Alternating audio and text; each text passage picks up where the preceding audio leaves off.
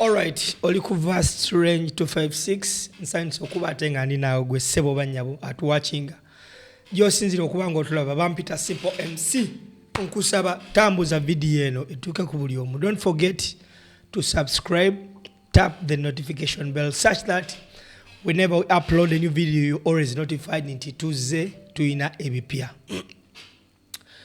Nga tannaba kugenda mu kwewandiisa oba okunominatingibwa Kyagulanyi Ssentamu Robert Bobi Wine olunaku olwaleero akyaddeko mu division emanyikibwa nga Makindye nga bwe yalangirira nti ku Lwokubiri ennaku z'omwezi nga 23 agenda kubeera nga anominatingibwa olumala nominatingibwa agenda sookera mu division eno y'e Makindye gy'agenda okuba lwaleero esooka wali eri ku kisaawe e Katwe. Gwe ssebo banyabandaba olunaku olwaleero akyaziddwako mu division y'emu era anaafuna omukisa ogwogerako ne bannakatwe n'ayongera obbagumya n'obbakakasa nti Olwokubiri luno bagenda mu nominatinga era agenda kwogerako ne bannayuganda awo e Katwe. Bobi Wine wabadde ayogerako eri abavubuka mu mukolo okuteekeddwa ekereziya akuutidde abavubuka okulemeranga ku mazima okuba n'empisa ate obuteetiiririra. Bw'ati Bobi Wine wayogedde olumaze omusumba oba pastor father reverend oba kitaffe mu Katonda n'amusaako omukono gwe n'amuyiwako amafuta n'amuwa n'emikisa ng'amusindika mu lutabaalo.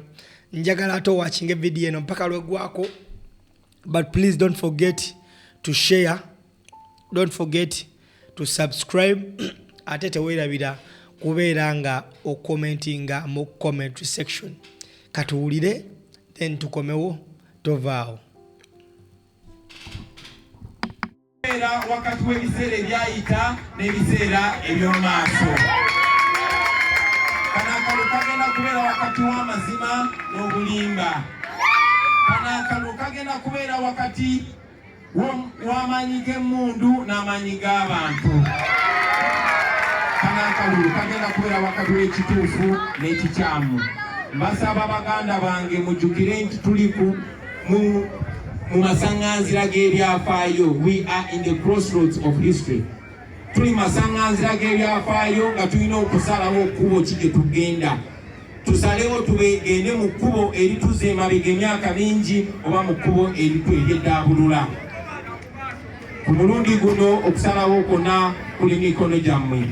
Mbasaba ofumiitirize ku nsonga eyo, mbasaba obuwagizi bwammwe, mbasaba muwagire abakulembeze bonna abalina endowooza eyo ate nga bagenda kujja n'akabonero ng'akabonero bakayita manvuuli. Mwebale nnyo mwebale okukkiririza kana nsaba okkirize nange nsibampoomu.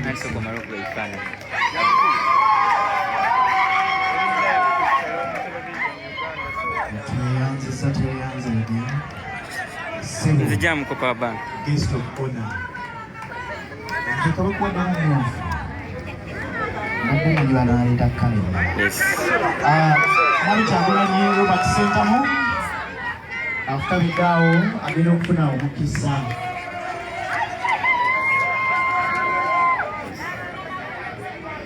Osabye omukisa.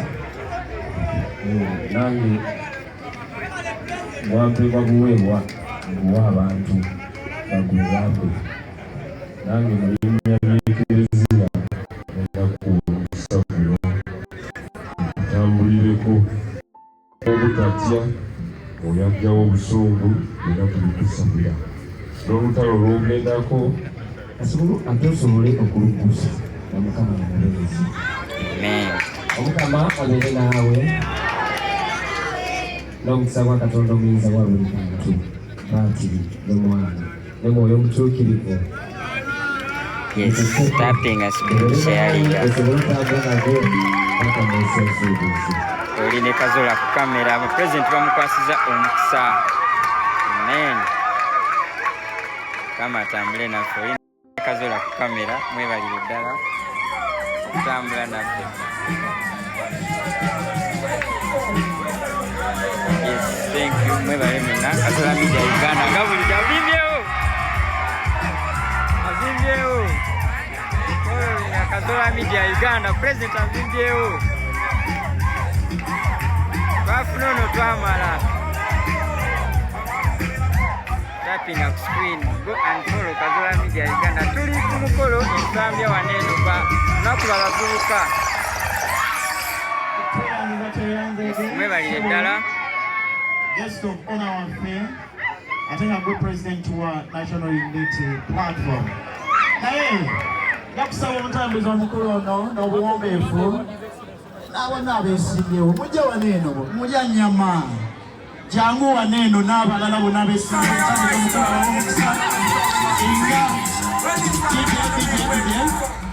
nga kuno kuliko n'omwami Tenywa Constance ono emwanika wawanisi nsembera ne banno bonna yeesimbyewo n'okugwa MP bwa Makindye East mwena bawe omukisa Mukama Katonda yaba abalambika ffe tukaba mukisa naye Mukama Katonda yateekateeka.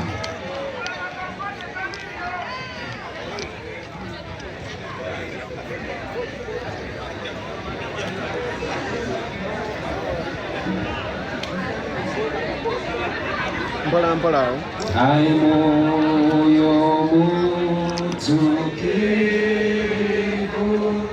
omutozi wake jangu otuwe nyoyo jaffe nendemazo situjusi.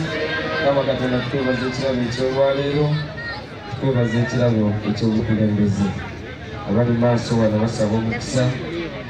Obukulembeze tumanyi buba buvunaanyizibwa naye era nebusookawo obuvawo bazze wano maaso basaba omukisa ogwo basobole okutwala obuvunaanyizibwa buli omu mu kifo kye bamutaddemu wamma nga tubaweereza bamumanyi basobole obuweereza abantu ate n'ensi yaabwe n'omukisa wa Katonda omuyinza abulukanta paati nemwoyo ne mwoyo mutuukirivu ubakeko kubuleka n'ennaku zonna.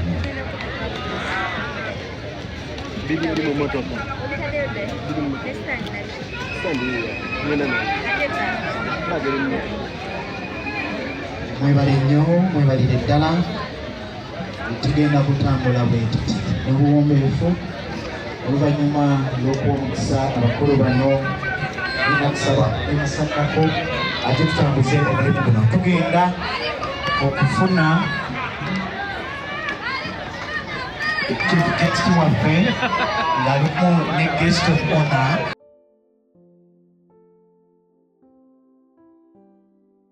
Alright, bwatyo Bobi Wine bwalabise wabaddeko ensambya.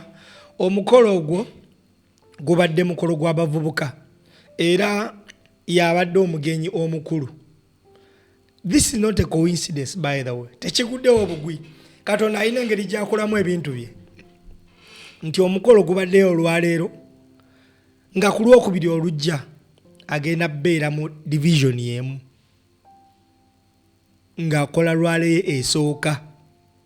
Gwe ssebo oba nnyaba ndaba faaza amuwadde omukisa era n'amugamba ebisima bimutambulireko mu lutabaalo lwagendamu. Katonda amukulembere. Kati simanyi kiki kiddako wabula gwalaba vidiyo eno gitambuze bampita simple.